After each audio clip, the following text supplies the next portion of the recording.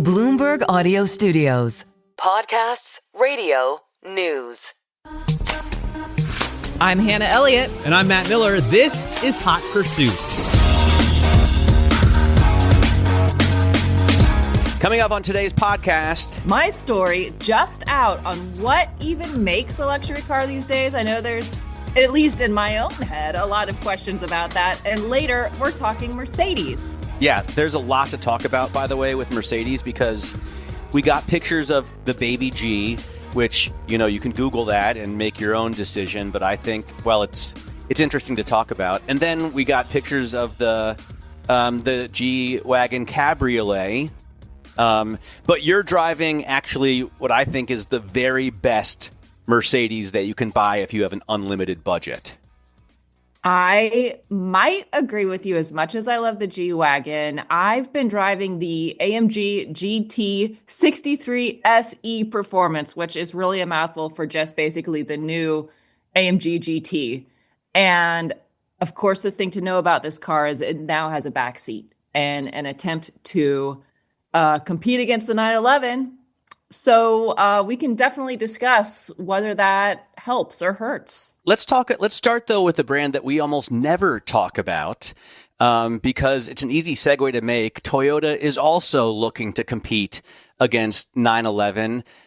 Just today, or maybe last night, we started to see news break with pictures and details about Toyota's new GR GT. That's what they're calling it. And it's like developed by their Gazoo Racing unit, which is certainly the silliest name of any, that's their M-Works or their AMG or their Magma. They're calling it Gazoo Racing. And we can be forgiven for not knowing, and our listeners can too, because it doesn't exist in the U.S. They don't sell these in the U.S.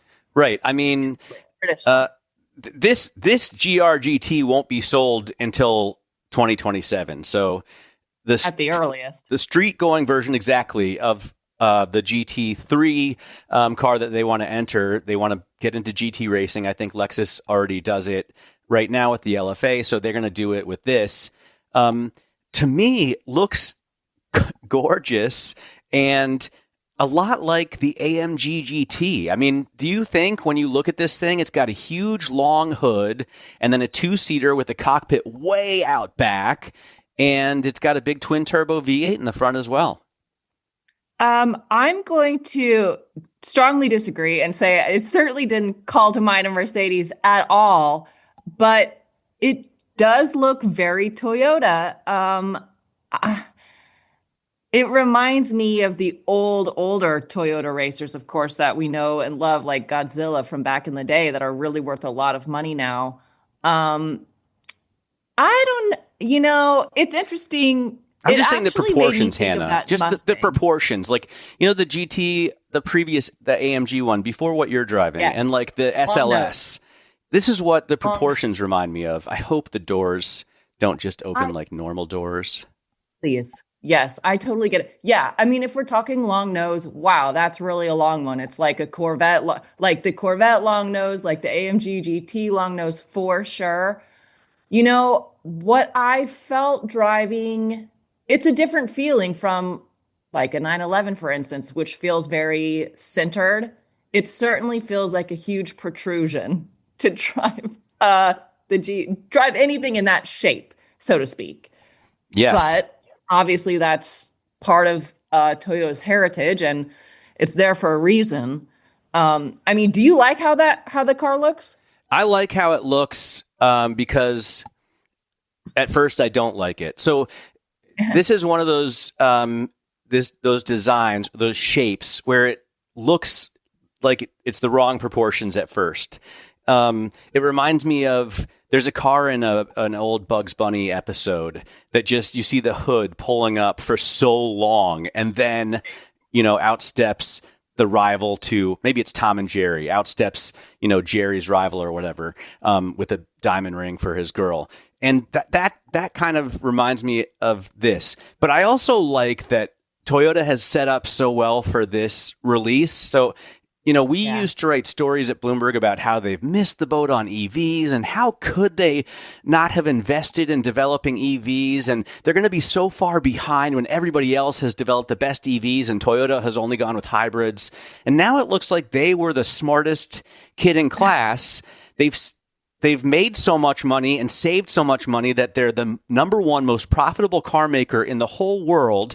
And they've been making all of these, fuel efficient vehicles like the Prius, but everything else they make is fairly fuel efficient. So they have really low average or high average fuel economy numbers, and they can afford to put a V8 in this thing. So now they're going to have 641 horsepower, 627 pound-feet. At least that's what they say today about a car that's going to be coming out in 3 years. But I think it's great. Everyone else is having to scrimp and put out these V6s, and no one else has ever been able to do what Porsche has done with the flat six or BMW with the inline six. So I just think it's fantastic.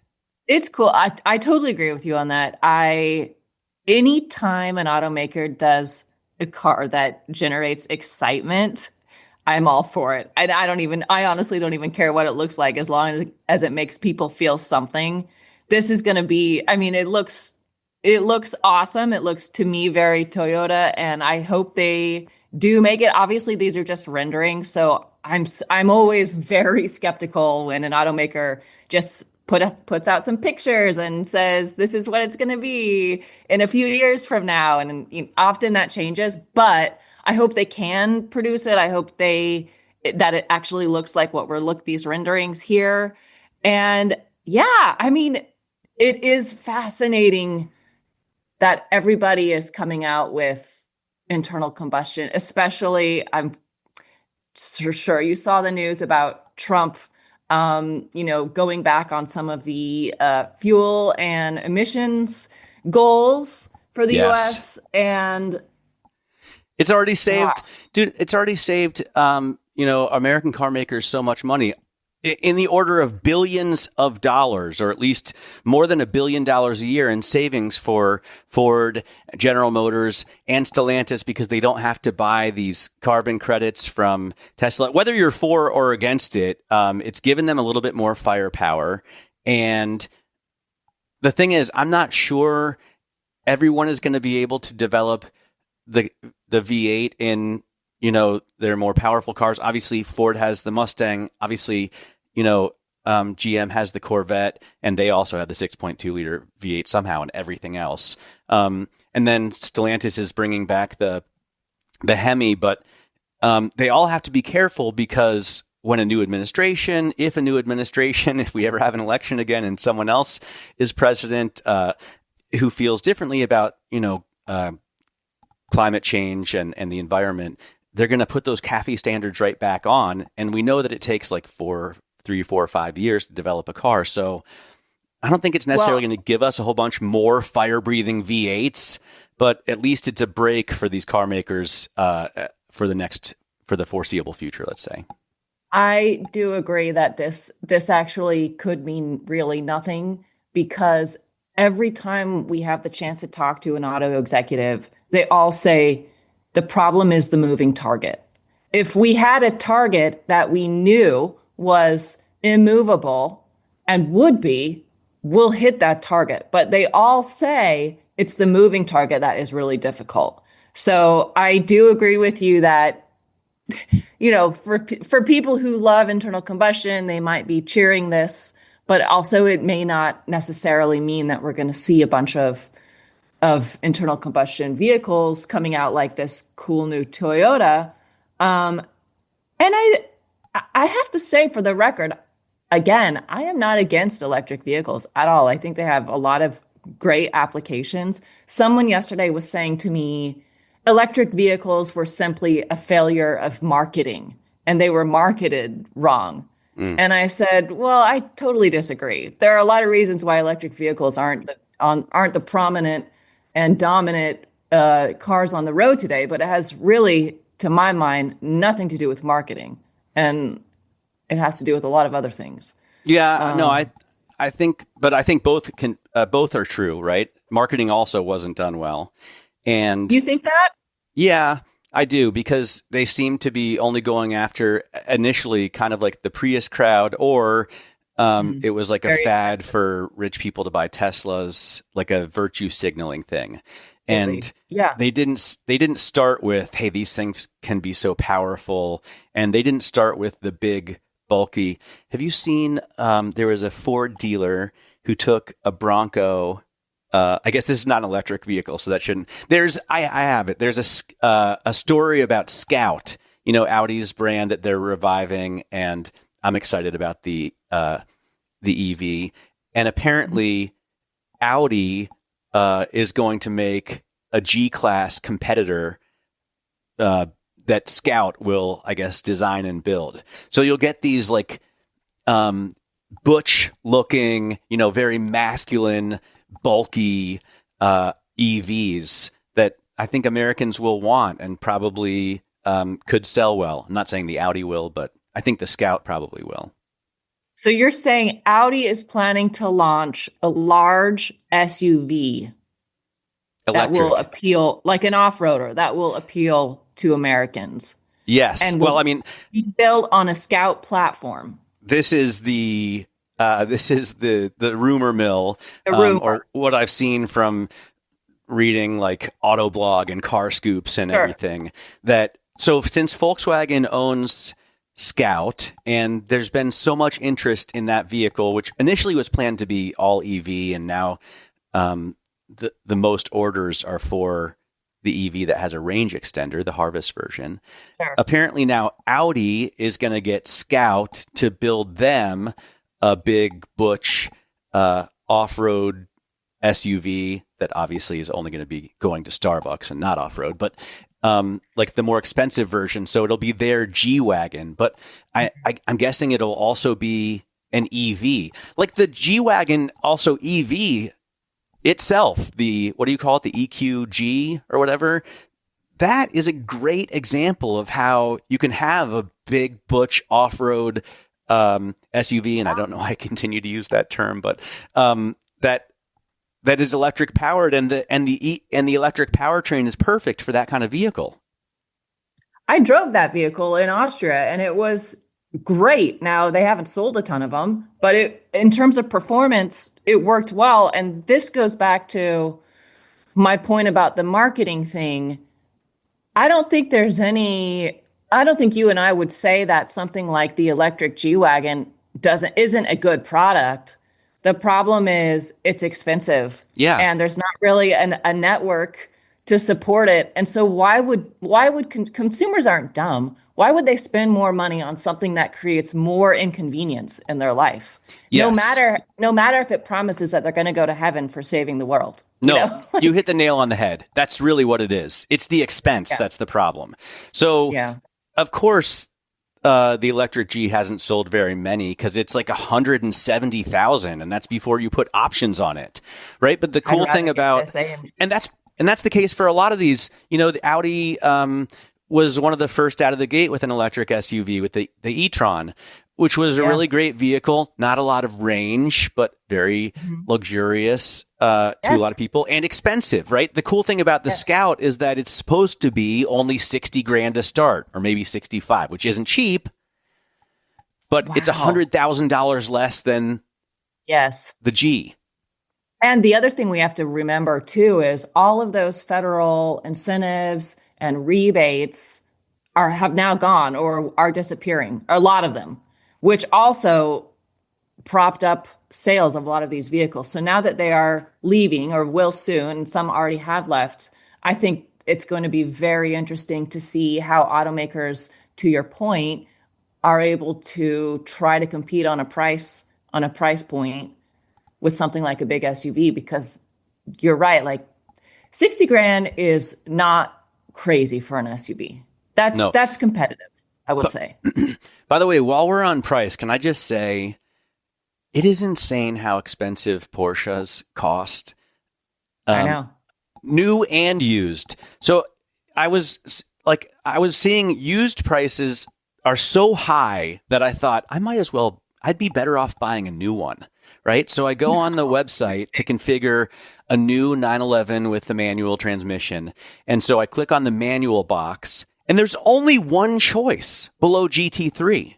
You can't get a manual in the Carrera S. You can't get a manual in the GTS. You can't get it in the base, obviously. You can only get a manual transmission in the Carrera T, which we used to laud as like the smart guy's Porsche because, okay, it only has 380 horsepower, but it's the cheapest. And on American roads, what are you going to do with 500 horsepower anyway? That thing starts at over $150,000. That's wild. It's insane.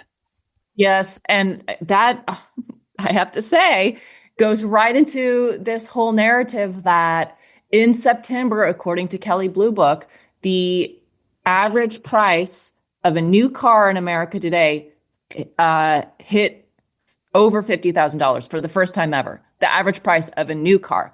And the thing driving that rising average are two things: electric vehicles and luxury cars, like the kind that you're describing right now.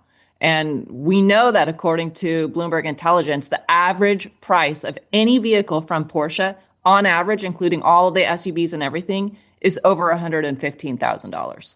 So that obviously is being pulled up by cars that you're describing, the manual stuff. Yeah. So I don't know why. Really, why don't they just make more manuals? I don't understand why you only offer a manual transmission on one vehicle. And the answer, I mean, they say it's the take rate and that it's, you would be surprised how many people don't choose the manual, but your resale value is going to be so much higher with the manual transmission. It's got to be a consideration even for people who don't know how to drive with three pedals. It's like, would you buy a 911 and not option the Sport Chrono? That's the dumbest decision ever because then no one wants to buy it from you in the used market. I think that Porsche is putting manual transmissions in fewer and fewer cars because it somehow is more expensive for them to do so.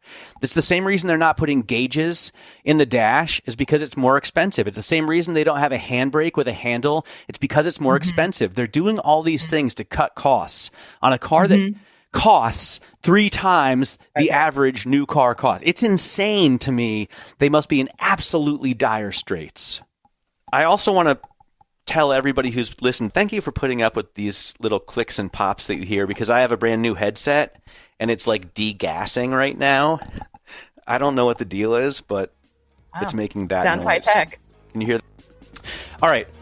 We are going to take a break. We come back. We'll talk about, with so many luxury vehicles on the market, how do we really separate the best from the rest or the fake from the real, because Hannah has a piece on what actually makes a luxury car.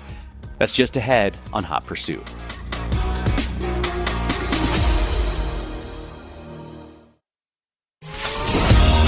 Welcome back to Hot Pursuit from Bloomberg Radio. I'm Matt Miller here with Hannah Elliott. And Hannah, you and I have had a discussion for a long time. In fact, you've kind of changed my view on this with your kind of base case for what makes sort of the 35,000 foot view of what makes a luxury car. What did you write about for Bloomberg Pursuits? Well, it's something I think about quite a bit because in today's market, we've got pickup trucks that cost $120,000 and we've got Mercedes that cost $40,000. And, traditionally you think Mercedes always luxury and pickup trucks non-luxury, but it's not that simple anymore. And I spoke with probably 10 different automotive executives about this and how they are defining luxury and how their customers define luxury. And what I really came away with is that luxury is certainly an ephemeral quality that is not defined by any one thing. Nobody came back and said to me, luxury is about performance. Luxury is just about horsepower and sprint times, or luxury is just about a certain price or a certain popularity. It's a lot more nuanced. And I think the number one thing people said is luxury is buying into a family of like-minded individuals where you feel your own personal tastes can be communicated and then seen and enjoyed among this family. So that was something that Christopher Pagani told me about his clients, that Christophe Bugatti itemized, that Chris Brownridge at Rolls-Royce, they all said it's about this close bond that when people buy the car, they feel they're buying into a exclusive family that is welcoming, that sees who they are on a very personal level, and then also reflects them, which, yeah, that's a little vague, but I thought that was very, very interesting.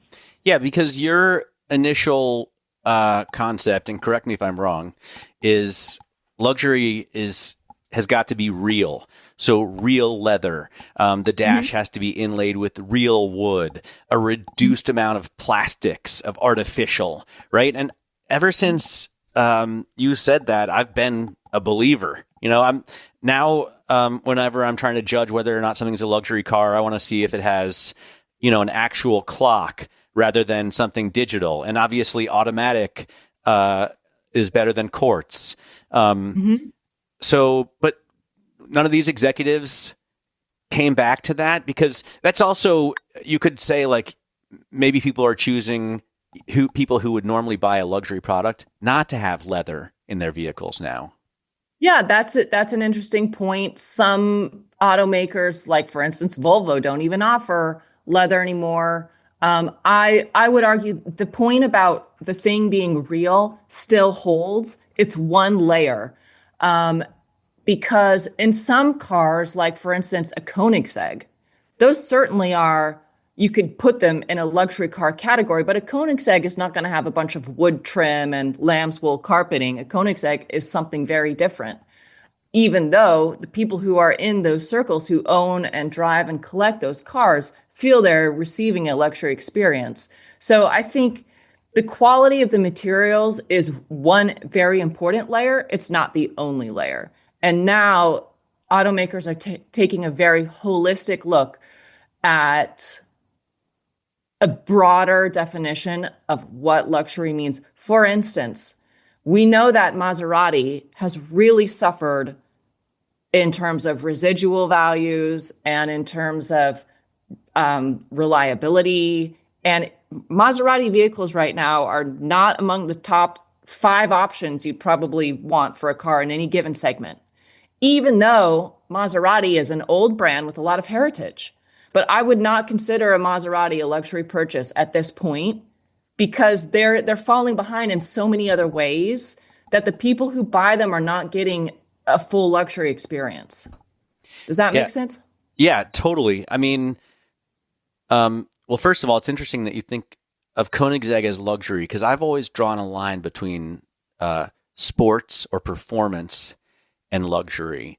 And even though there are companies that I know of that blur that line, like Pagani and Bugatti, I guess I just don't know enough about Koenigsegg to know if you can actually, because customizable is also, bespoke is something that luxury should be. So you should be able to pick the materials and the colors, and luxury isn't something that's just like off the shelf.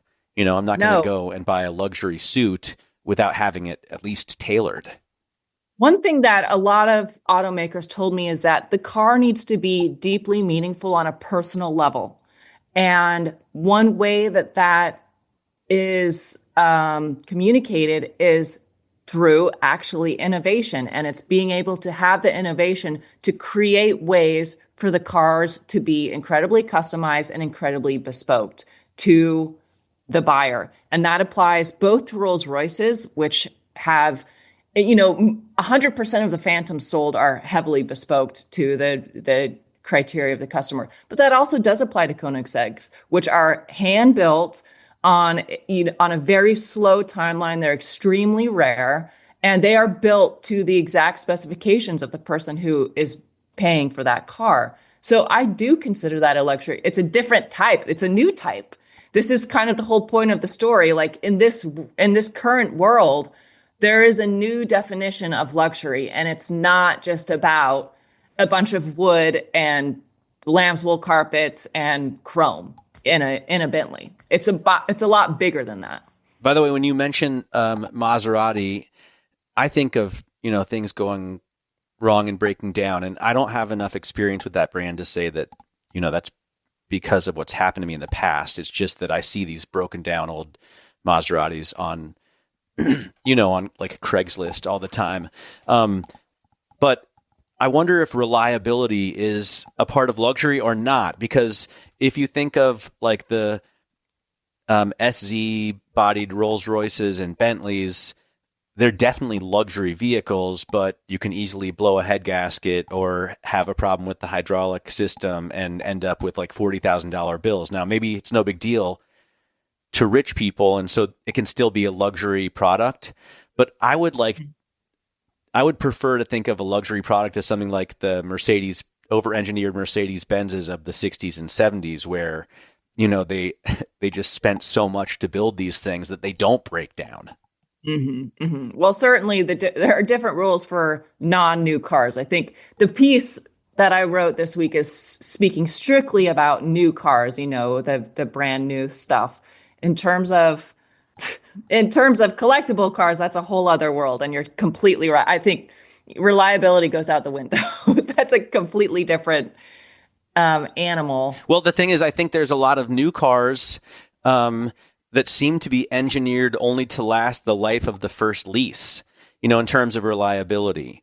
There are some very expensive German brands that I suspect engineer cars to work very well for 3 or 4 years, and then everything starts to break and it costs a hell of a lot of money to fix. And they do that because they know that most people are just swapping in and out of them, always wanting to have the newest thing. Whereas back in the day, when my grandmother bought a car, you would buy a Rolls Royce, even though it was a huge outlay if you had the cash, because you knew that you would be driving that same Rolls Royce, or your driver would be chauffeuring you around in it for decades, right? Yeah. Yeah. I admit, and this is something we talk about all the time, but I think that mentality is a better mentality. I think it's, you buy something expecting to own it and keep it for a long time. Now, I am curious about this theory you have about the purposefully engineered to break thing. Well, I don't know how to say that in a better way. This is is this a conspiracy therory? No, it's not. I don't think that they engineer these things purposely to break. Like Range Rover or Mercedes, like the air suspensions that all of these very luxurious cars have. They're just complicated systems that are difficult to make durable.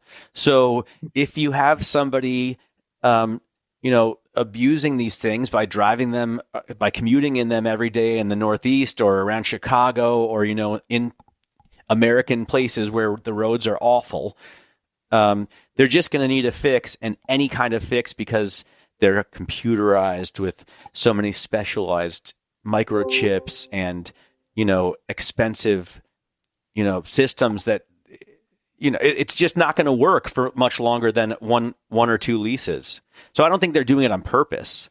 I just think when they're faced with a more reliable choice, they realize that's not as luxurious, and they're willing to inflict the costs on the second or third owner. By the way, I want to thank all of our listeners for putting up with this annoying clicking that you might be hearing, or new headset right now, and I believe it's like degassing or something, but every time I move even a little bit, beaks. The NVH on this headset has not been addressed. I need to get some WD-40. So anyway, thanks for that. Let's move on. Coming up, we're going to talk a little Mercedes. You'll hear my take on the 2025 Mercedes-Benz I've been driving all week. I'm Hannah Elliott with Matt Miller, and you're listening to Hot Pursuit from Bloomberg Radio.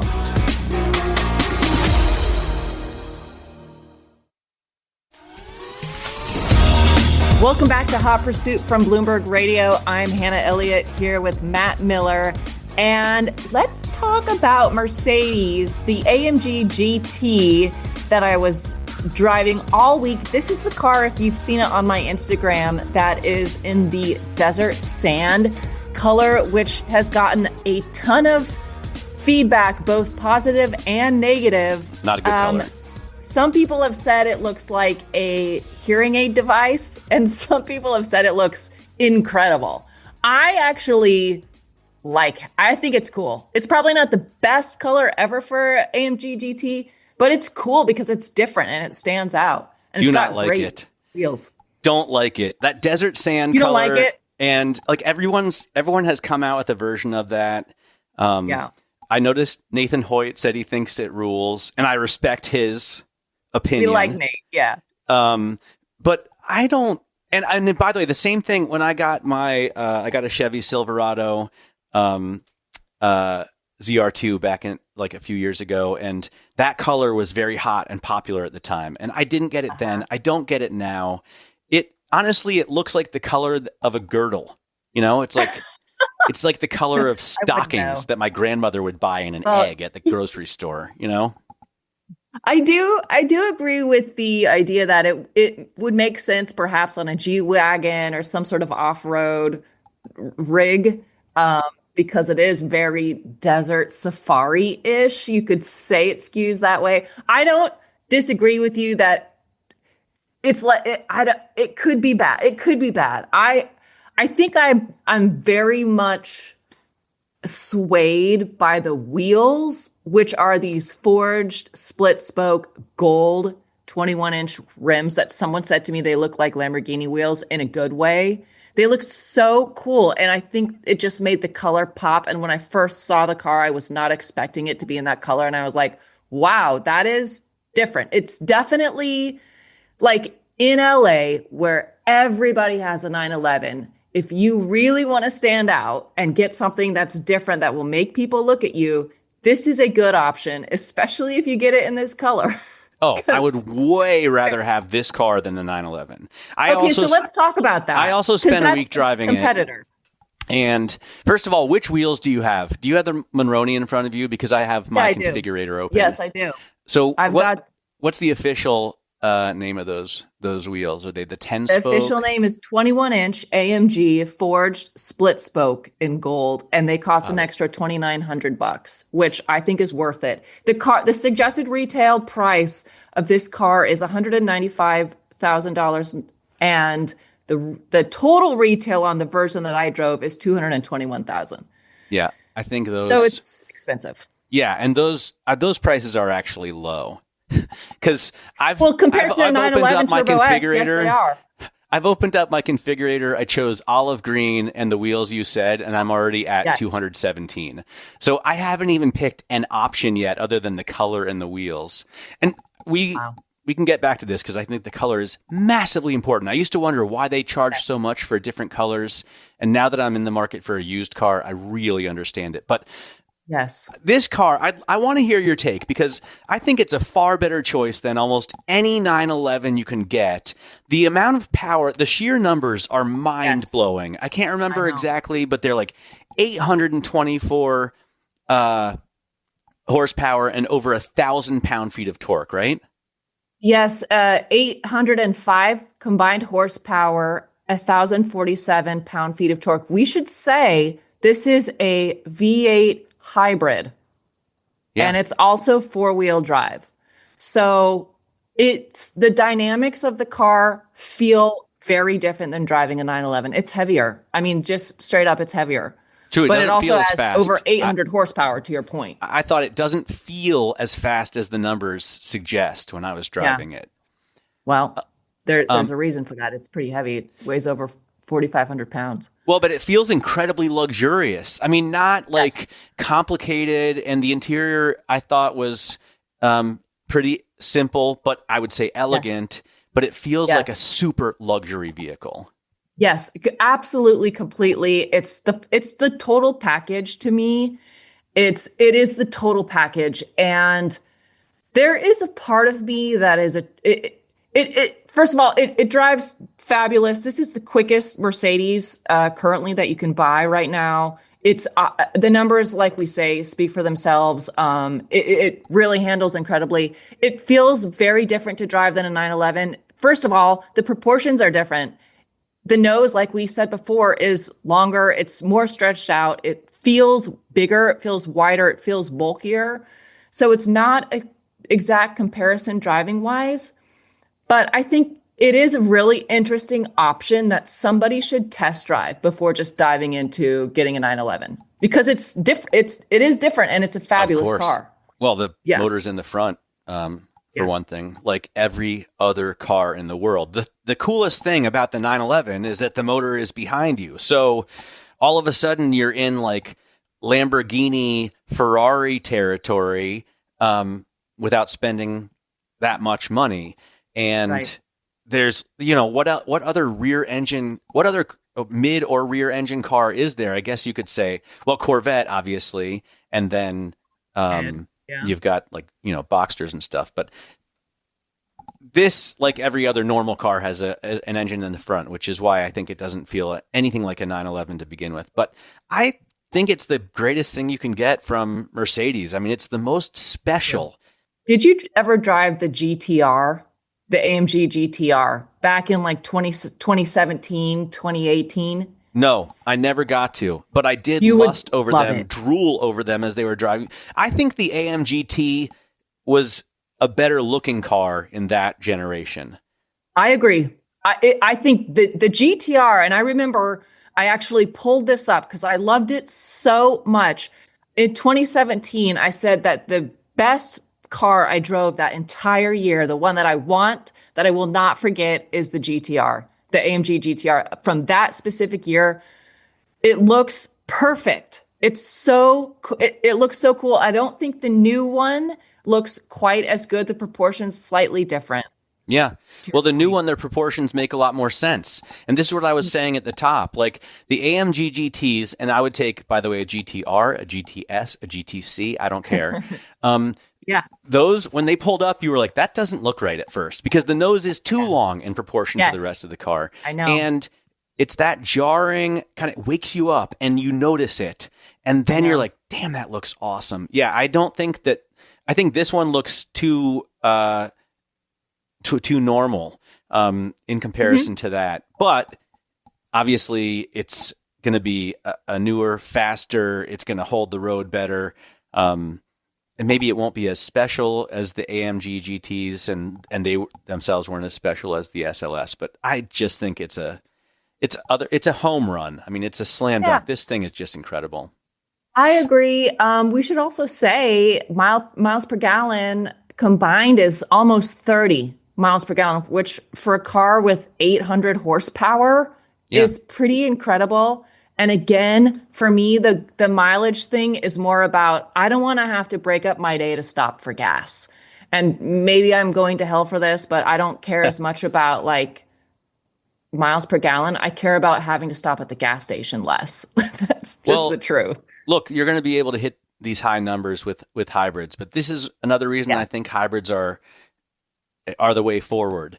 The packaging maybe isn't right on all of them, but this is why I like, for example, the Corvette E-Ray. You still have the power, the ferociousness, the brutality of the big V8 behind you, but you have an extra push or pull in the case of the Corvette because it's on the front wheels of the battery, and it just makes it so much quicker. It makes it so much grippier. Obviously, it makes it heavier and more complex, which a lot of people could see as a problem, and I'm sure at some point will become a problem. But yeah, I just think it's a fantastic car. By the way, when I go on the configurator to build my own version of a $250,000 car, there are, like 100 different color choices, and I'm not exaggerating. And I used to wonder, like, why would someone pay an extra?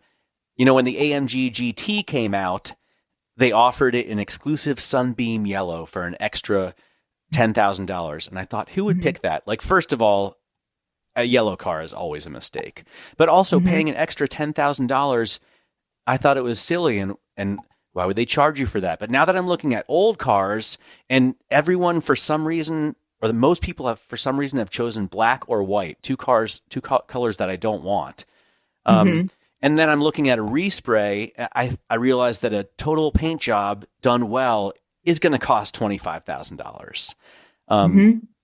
So then $10,000 for the sunbeam yellow doesn't seem too much to me if it were a different color than yellow. So now that Mercedes is offering like 100 different sort of PTS style colors, and it's completely worth it, I think, because you separate your vehicle from every other one on the street, and it gets back to your point about what real luxury is.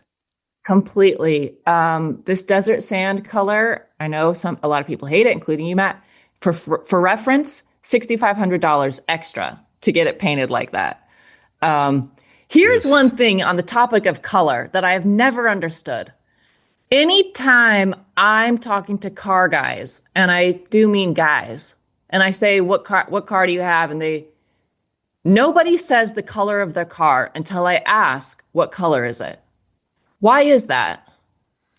That's a good point, actually. I was just listening to Doug DeMuro talking about his new 993 Turbo that he got. And the other two guys on his podcast, their first question was, what color? It is everyone's first question. Whenever you say you have a new car. But why don't people just say it? Like, oh, it's a red, whatever. Yeah, I don't. It's a good point. Like, if I were Doug, I would have said, yeah, I got an arena red 993 Turbo. Right. But yeah, you're right. But it is the first question. And what struck me as funny is he's talking to these two like total car guys, dudes who know like every vehicle ever made and each trim level and, the different specs on different generations. And they know so much about the car, the vehicle, the engine, the handling, and yet their first question is what color? It seems so elementary, right? It seems so basic. Well, colors are emotional. The colors it makes me feel like a kid. If I see a cool color, I feel like I did when I was a little girl. You get excited, Yeah, and this is why I think it's worth it to spend the extra 10 grand. I mean, if you're buying this car, it's already a $200,000 car to start with. So you might as well sink 10 grand. I have another question for you on this car. Would you pay an extra $2,100 for a panorama roof on this car? So personally, I would, but there's so many people out there who are opposed to sunroofs and panorama roofs because they're heavier. I don't know if that's the case with this. I don't know if that's the case with this current technology, but I, as a very tall person in a sports car, and you had the same experience, when I pull up to a stoplight, if I'm the first car at the intersection, if there's a hard top and there's no panorama roof, or if there's a sunroof and it's closed, I have to lean forward over my steering wheel and look up a lot of times to see when the light's going to turn green, right? This is an experience I had in my old 911. So with my 911, I had the glass roof, so I could lean back and look up through the roof at the stoplight for it to turn green, and it was far more comfortable. It's a hack for tall guys. Yes, that's why I need to be able to see through the roof, essentially. And to me, it's worth, like, I was just configuring a Carrera T on the Porsche website, and you can option the carbon fiber roof, right? It saves 40 pounds. 40 pounds? Do I care about 40 pounds? I've lost 29 pounds in the last 3 months, so I'm already saving almost all of that.